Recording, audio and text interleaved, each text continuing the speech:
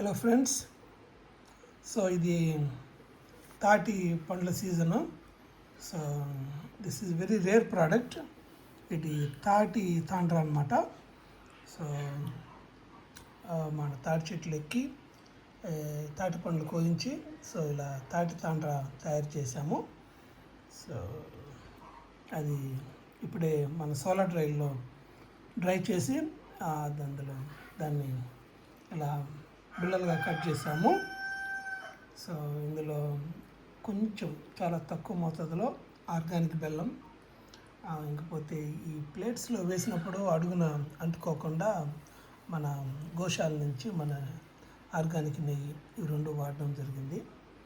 So ఇవి next week ఈ product మన స్టాల్స్కి తీసుకొస్తాం. Thank you friends.